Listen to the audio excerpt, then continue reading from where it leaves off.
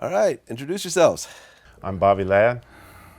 Tim Brennan, formerly from the Compton Police Department, both of us. Okay, so when did you guys start patrolling Compton originally? Tim, Tim started in 1982, and I started in 1983. And then we were there for the duration until 2000 when Compton PD ended and became the Sheriff's Department. Tim and I were partners like 15 years and then 11 straight years in the gang unit together. Okay, now Eazy-E and NWA started out in Compton during the time that you guys were actually working there. Yes. Like I remember Eazy-E started coming out right around like 89, 90, That's, something like I that. think, when they put their album out, but they were recording prior to that, and we used to run into them. Okay. Some of those guys over on the Kelly Park area before that. Okay, so did you guys know Eazy-E? Yes, Okay, did you guys ever arrest Eazy-E? I did. Yeah, well, what did you arrest him for? I don't even remember the charge at the time, but I know it was either narcotics related, somewhere in the area of Kelly Park. Okay, and what did you guys know about Eazy-E and his criminal activities? We'd see him hanging out with some of the guys over there in Kelly Park neighborhood.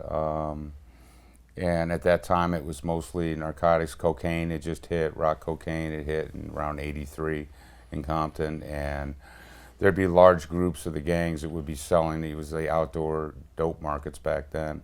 Yeah. And cars would be lined up, and there'd be 20, 30 people out there rushing cars, selling narcotics. And that was some of the times we used to see him over there. Okay, now how well did you actually know him personally? Just contacts off and on. I mean, at that time, we didn't know, he was going to become somebody later with the album and everything. So it was just one of many persons, gang members and stuff that we had contacted as part of our job. Did you consider him like a major drug dealer, or was he just another guy that was just kind of hustling out there? To us, he was just another guy out there hustling, trying to make money. Yeah, gotcha. What about the other people in NWA?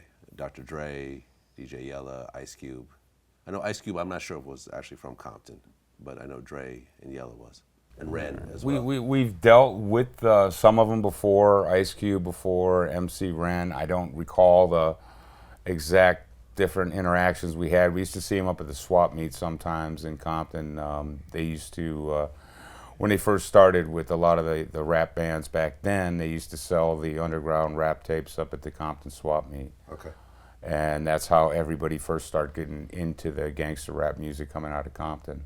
Okay. Did you guys ever arrest any of the other NWA members? No. No. Just Easy. Yeah. Yeah. Okay. So, as NWA started to get bigger and Compton started getting mentioned in all the songs and so forth, what really happened in Compton? Well, I mean, when the song came out, "Fuck the Police," is that what you're talking about? Well, just in general. I mean, because even before "Fuck the Police," Right. Eazy-E's album was out, and "Gangster Gangster" was out, and everything else like Right. that. Well, they actually put Compton on the map because before it was just a little 10 square mile city. No one ever heard of it.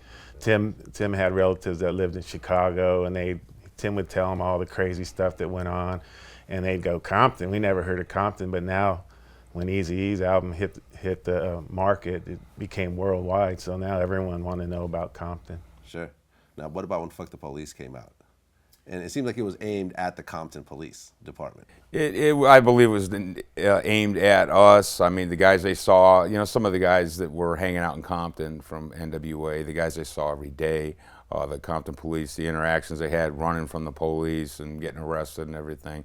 But it was also aimed at other LAPD and other agencies within the LA area where these guys had contacts with.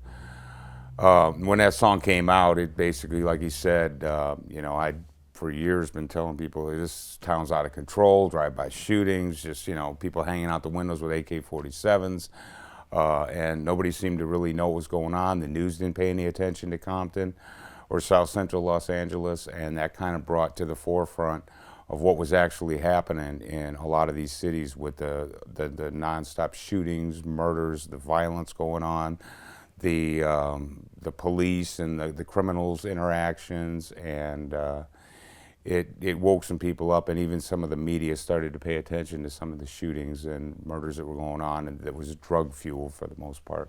We kind of knew the song was going to come out anyway because they passed out their tapes. Like we said, at the swap meet, it was kind of underground at the beginning. And I remember the first time Tim and I were driving down the street and these guys were bumping their music. And we heard the song, we pulled up next to them and we looked at each other and said, is that really what we're hearing? Fuck the police. So we actually had to pull him over and ask him. He goes, yeah, it was an underground tape from NWA. And it was a good time. So were you bothered when you heard "Fuck the Police" and you guys were Compton PD and the song was basically aimed at you? No, because we kind of understood where they're coming from.